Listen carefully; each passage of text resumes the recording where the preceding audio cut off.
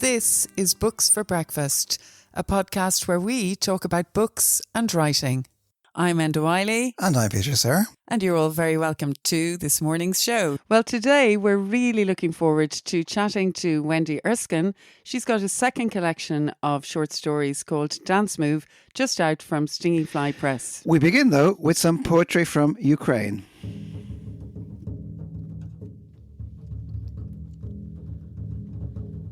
Коли міста вже не було, почався бій за кладовище. А саме надходив Великдень. І дерев'яні хрести на свіжих могилах випустили свої паперові квіти. Червоні, блакитні, жовті, салатові, оранжеві, малинові. Crow Wheels. When the city was destroyed, they started fighting over the cemetery. It was right before Easter, and wooden crosses over the freshly dug graves put out their paper blossoms, red, blue, yellow, neon green, orange, raspberry pink. Joyful relatives poured vodka for themselves and for the dead straight into their graves, and the dead asked for more and more and more, and the relatives just kept pouring. The celebration went on, but at some point, a young man tripped over the stretchers at the grave of his mother-in-law. An old man stared into the sky and found himself missing an eye. A fat man smashed his shot glass and damaged the edging around his wife's grave. Glass fell at his feet like hail. Easter came. Now a live crow sits on top of a grave of Anna Andreevna Voronova instead of a gravestone. BTR 80 wheels rest at the cemetery nest of the Kolesnikov family, where lie buried Maria Viktorievna Pilip Vasilyevich and Mikola Pilipovich. What are they to me, those wheels and that crow? I can no longer remember. У цвинтарному гнізді колесників, де покояться Марія Вікторівна, Пилип Васильович, Микола Пилипович. Стоять БТРу колеса. Хто вони мені? Ті колеса і ворона. Хто вони мені?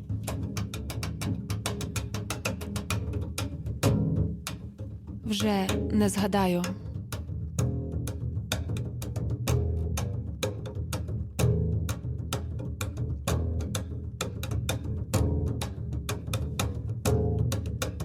Ворона. Колеса.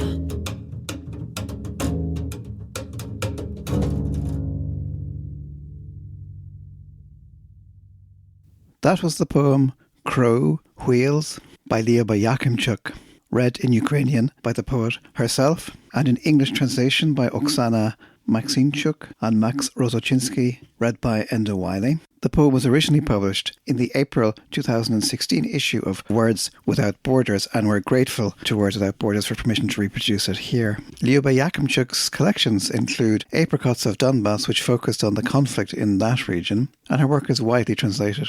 She was named in 2015 in the Kyiv New Time magazine as one of the 100 most influential people culturally in Ukraine.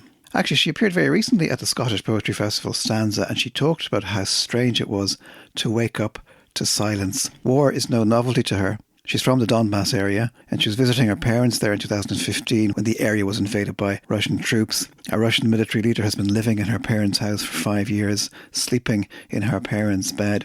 She said in an interview that she started drafts of poems about the current conflict, but doesn't feel able to finish the collection. I have had no time to finish, she says. This aggression, I see it like being some virus. You can't do anything while it's happening. Just fight this virus. But what can poetry do in a situation like this? Does it have any place in a zone of conflict, in the heart of war or oppression? Or is it a luxury that needs peace to flourish? Part of the answer to that might be provided by a poem by Ilya Kaminsky. He was born in the now direly threatened Odessa, which he left in 1993. His family was granted political asylum by the United States then in 1993, and they settled in Rochester, New York. And after his father's death in 1994, he began to write poems in English. And he has said, "I chose English because no one in my family or friends knew it. No one I spoke to could read what I wrote. I myself did not know the language. It was a parallel reality and insanely beautiful freedom, and it still is." He lost most of his hearing at the age of 4 after a doctor misdiagnosed mumps as a cold. And that feeds into one of his best known books, which is the collection Deaf Republic, which has been hailed as a contemporary epic, a perfectly extraordinary book from a poet described by the writer Garth Greenwell as one of the most brilliant of his generation. Deaf Republic is an investigation into what happens to language in a time of crisis, how we carry on and how we try to remain human, he's explained. It's something I'm trying to find out in my book and in my life. It consists of about 60 lyric poems. Some are only a couple of lines long, and it tells the story of a fictional town whose inhabitants react to the murder of a deaf child by shutting their ears. Little Petja's crime is to spit at an army sergeant who's arrived to break up a public gathering in a time of martial law. Deafness passes through us like a police whistle, say the townspeople of Asenka, who are described by the author as the we who tell the story. And Peter, one of the poems from that collection, it's called We Lived Happily During the War. It went viral during the first week of this current conflict, didn't it? That's right. And I was wondering if you'd like to read it for us. I would indeed. We Lived Happily During the War by Ilya Kaminsky. And when they bombed other people's houses, we protested, but not enough. We opposed them, but not enough. I was in my bed. Around my bed, America was falling. Invisible house by invisible house by invisible house. I took a chair outside and watched the sun. In the 6th month of a disastrous reign, in the house of money, in the street of money, in the city of money, in the country of money, our great country of money, we, forgive us, lived happily during the war.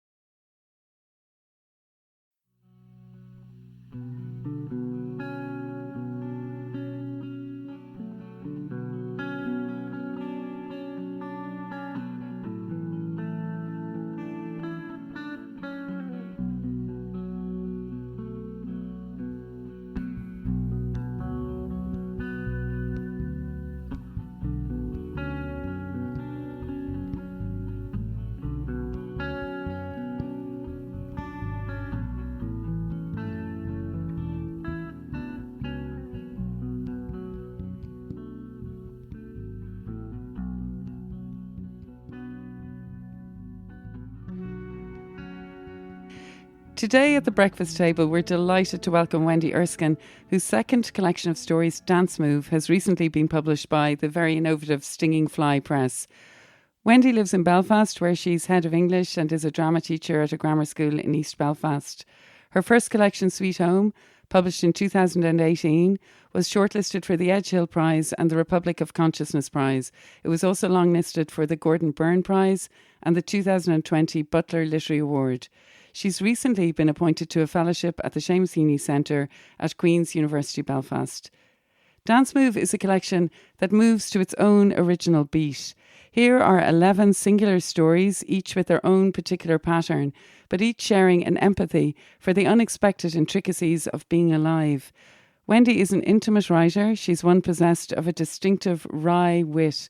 She's a natural storyteller, a writer so skilled at drawing us into the lives of her characters that afterwards, when the book is closed, I, for one, found it impossible to forget them. And I kept wondering what's happening to each of them after I'd finished reading the collection. So it's a very good sign indeed. And Wendy, you're very welcome to Books for Breakfast. Well, I'm delighted to be here, Enda. Thank you so much for asking me. Well, I've really enjoyed the collection, so congratulations.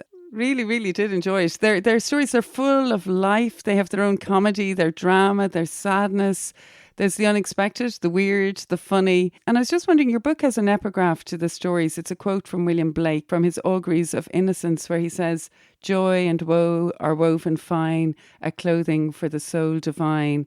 And there is a balance between joy and woe in your stories. There's a grimness there, but it's not all grimness, I think it's fair to say. And I'm thinking of the title story, Dance Move, where Kate, the kind of middle-aged mother, is disapproving of her daughter and her friend. They're gyrating sexually in her garden to this dance. And she says, that decking has been put down by Kate's dad. That made it worse. So in the middle of all this, there's this humour. So I was just wondering, can you tell us a little bit about this balancing of light and dark in this particular story, Dance Move? And then maybe we'd love to hear you read a little bit from it. Yes, absolutely. That's what I'm always aiming for, I suppose, that balance of light and shade, that kind of idea of life encompassing all sorts of aspects. And some of those are positive, some of those are negative. And so that was why I wanted that quotation at the beginning of the book for the epigraph. I'd also tried to get Sylvester, "Do you want a funk?" But the money, I think, for getting that or licensing that was going to be too excessive. So in that particular story, Dance Move, it's called Dance Move, and it is literally about dance, because Kate observes her daughter, as you were saying, and doing these dance moves that she finds very challenging to her as a mother in terms of her perception of her daughter, but also challenging to her as well as a woman, I suppose you would say, who has had particular experiences in the past. So it's all to do with sexual repression. It's all to do as well, though, with paralysis, and it's to do with paralysis quite literally, but also paralysis as well in more metaphorical sense. But yeah, I'm also wanting to write stories that are going to make people laugh, that are going to delight people in terms of, a kind of ridiculousness, the kind of, sort of surreal quality that life can often take. So it's never strategic, it's never schematic, that I'm ever sitting down and going, okay, so we've had quite a lot of grimness, let's get the balance up with a few pages of gags or something. That would be a terrible way to work, I think. But it's something that's just to do with my sensibility, I think, as an individual, or my sensibility as a writer, that's what I'm interested in now. Where it becomes, I suppose, not a problem, but where it becomes more complex, I suppose, if there's some people that just don't find the stories funny at all, that due to their own situated culture or their own kind of sensibility or whatever, they don't see the humor, and therefore then these stories will probably come across as quite serious and quite grim or whatever. But yeah, that's their loss, I think. Yeah, I'm very glad to have got the humour in it. So it's a story with so much going on, but we'd love to hear a little bit from it, Wendy, actually, if you wouldn't mind reading a piece. Certainly. I'll just start from the very beginning, and I'll just read maybe the first page or so. A woman Kate knows went to beginner's pole dance. At the end of the 6-week course, in addition to a certificate, there was an evening event for family and friends. The studio put a video of it online. Oh no, Kate said. All sorts of people could watch it. Let them, the woman replied. If they've got the inclination. I couldn't care less. Today, Kate is watching ballet dancers. The video is titled The Top 15 in the World. A woman on a vast black stage takes demure steps. On to another. A woman in chiffon wisps dances in front of a set with fake stone steps and a fresco. Kate searches for sexual modern ballet to see what comes up. A couple, both in black shirts and black knickers, clinch, disentangle, then clinch again. It's tasteful. Places in the vicinity offer dance classes, if that's what Clara would like. When Kate phones, they say there are no spots left in beginner's ballet. What about tap? They suggest. No. What about modern dance and hip-hop? No, Kate says, more definitely. I'll leave it. I'll maybe just leave it there as well, Enda.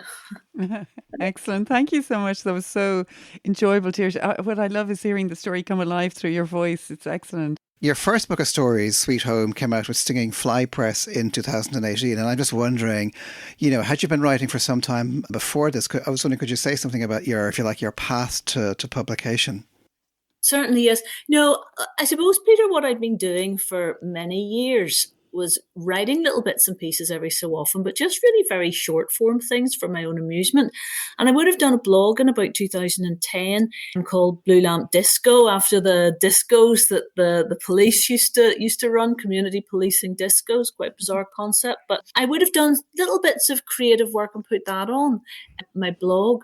But it was only then in 2015, I work, as you were saying, and as a school teacher. And I ended up having a one afternoon off work a week for a year. Mm-hmm. And I was looking to do something with that afternoon, which was going to be something other than just like, mooching about and frittering my time away, sitting in town, having a coffee, reading a magazine or whatever. So I noticed that the Stinging Fly were running this course, which was a 6-month fiction workshop in the Irish Writers' Centre. I'd never really written a short story before at all. And you had to write a short story to try to get on the course. So I tried quite hard. I remember it was 3,000 words, and goodness, I thought I'd written the Odyssey at the end of it. It's 3,000 words, just absolutely colossal. And I wrote that, sent it off, got on the course, and as a result of being in the course, and the whole focus of the course was very much to do with trying to make your writing better. It wasn't trying to get published or anything like that, or how to find an agent or any of that type of stuff. But at the end of that course, I did get one story in the Stinging Fly magazine. And then as a result of that, Declan Mead from Stinging Fly contacted me and said, I would be interested in working on a collection with you, which was wonderful, just absolutely fantastic. And it was tentative. It wasn't like this is definitely happening. It was all very tentative. But I kind of knew this was a really big opportunity for me, Peter. And so Declan asked me what I thought I could do in terms of stories, and I was trying to appear dynamic and, terribly capable. And so I said, I can write a story a month. And he said, oh, right, okay, let's see. And so I did try to do that. And I suppose that over a course of about 15 months, I wrote about 15 stories in 15 months. And that was it, because I kind of did feel a bit last chance saloonish. I kind of thought, at that stage, what was I, nearly 50? And I kind of thought, this is my big chance here. And so that's why I went just all out. Well done. And that story was called Locksmiths, wasn't it? I think I remember that story. It was, yeah. Yeah, so Locksmiths. It ended up in the first collection. Oh, that's fantastic. That's right. Well done. And also, what a buzz as well. I mean, their Stinging Fly Press are so great. Kevin Barry, Mary Costa, Sean O'Reilly, Claire Louise Bench. A great list to join. It must have been a huge thrill, was it, Wendy? It was a total thrill. It was an absolute thrill, and it was kind of a bit nerve-wracking. I suppose at the beginning, it was a bit nerve-wracking, because I kind of thought, look at all these amazing people who've been published before, and I had basically written absolutely nothing beyond just 1 or 2 stories that I'd done in the course. So that was a bit unnerving, I suppose, at the beginning. But what can you do? You've been given the opportunity. All you can do is just try to get on with it and just do your best. So brilliant. Just had to put all those great figures aside. I was wondering, because Wendy, I wanted to ask you the way that you approach writing stories. I mean, a collection like Dance Move, for instance. I mean, obviously it's made up of stories that stand alone, but they also kind of seamlessly fall into the pattern of this collection. They kind of relate to each other in lots of ways. I just wonder, when you're working with a collection in mind, or do you work with a collection in mind as you write, or is it just one story at a time? Do stories just kind of hit you, or are they more, are you thinking in terms of a bunch of stories together, or ultimately a kind of collection? Right. So Peter, I was just thinking always one story at a time. So I was never really thinking about how these would piece together as a collection and how they would make some sort of cohesive whole.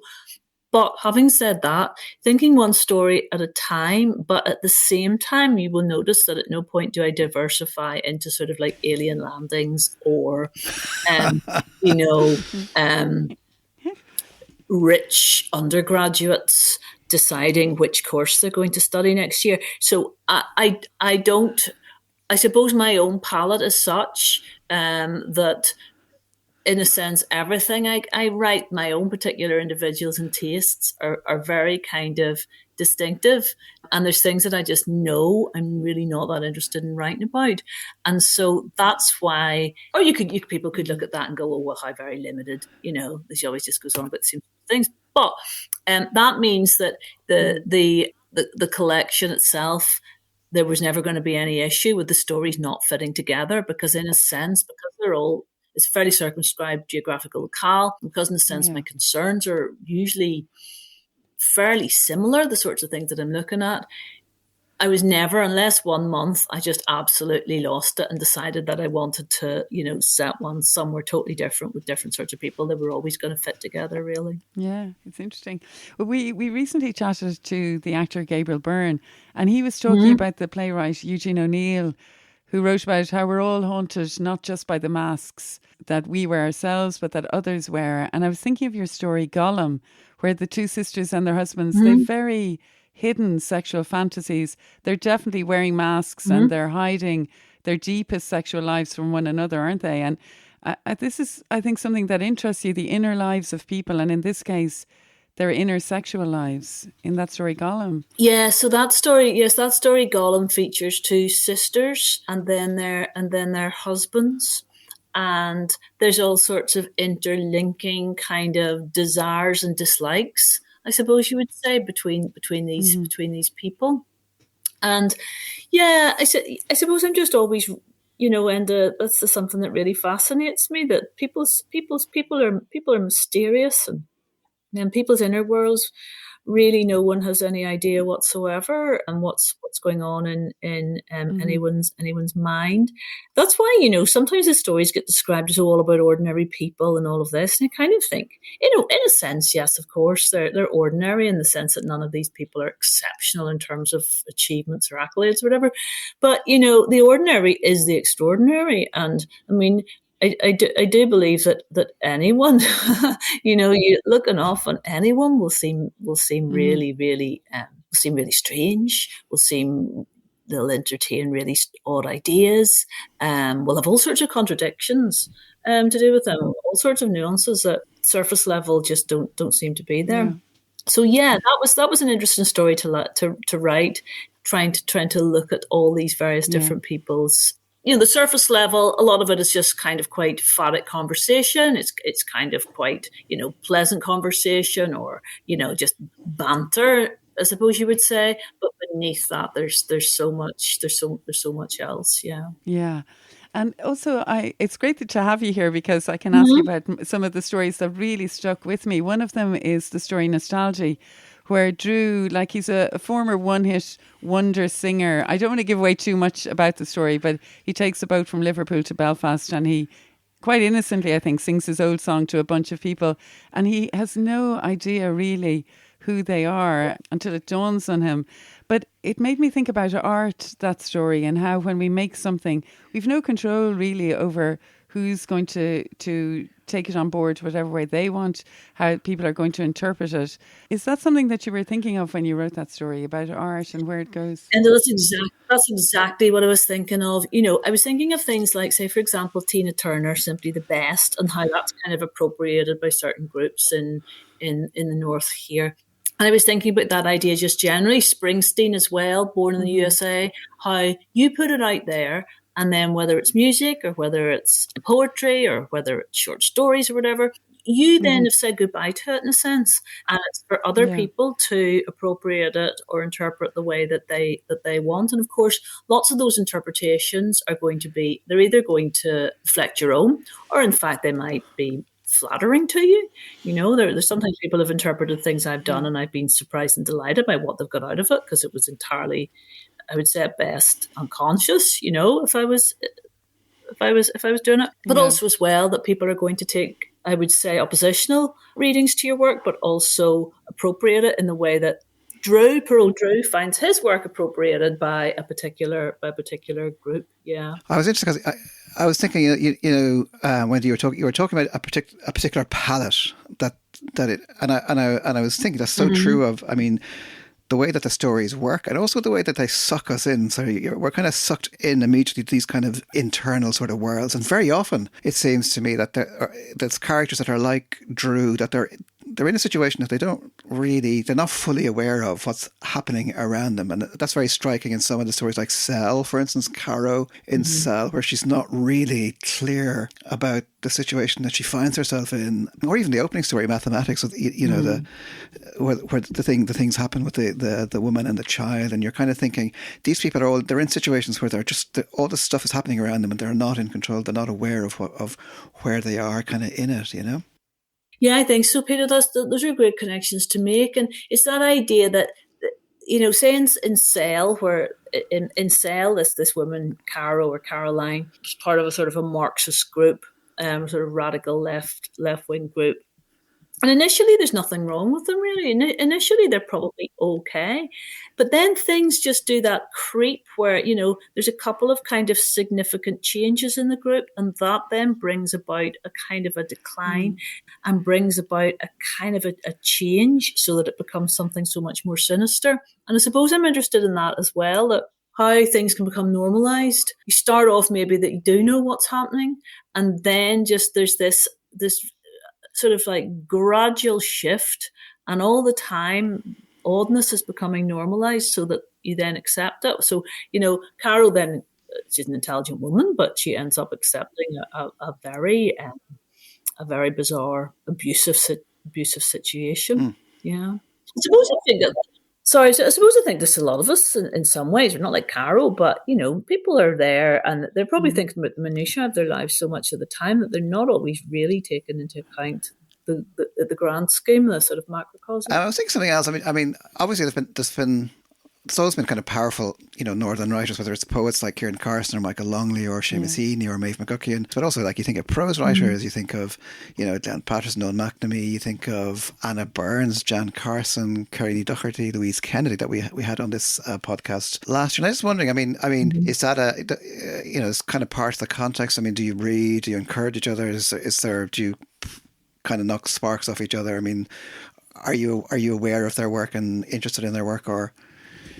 Yeah, I'm aware of all those. I read a lot, and I'm aware of all those people's work, and I've read practically all of those people's work, and I do think that there is a great sense of community here in terms of writers, and that people are very, very supportive. But what I wouldn't say is for me, it's not kind of like everybody everybody around a table at a bar sharing ideas about their latest project. For me, it's not really quite like that. And somebody like me, I work full time as teacher, and I also feel as well connected to all sorts of other different communities. So in a sense, I feel very connected to like a Stinging Fly community of people that people that have been published by Stinging Fly are people that are working with Stinging Fly. I also published by Rough Trade.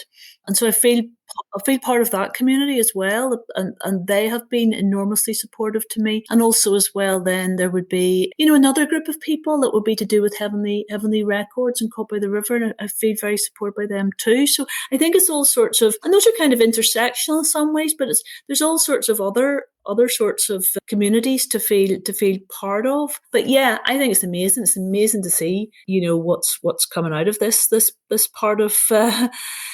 part of the country at present. Yeah, great energy. Yeah, I think that's true. I mean, we both write and work here in Dublin, so I think it's the same thing. We're aware of each other and we support each other, but we're not hanging out with each other all the time necessarily.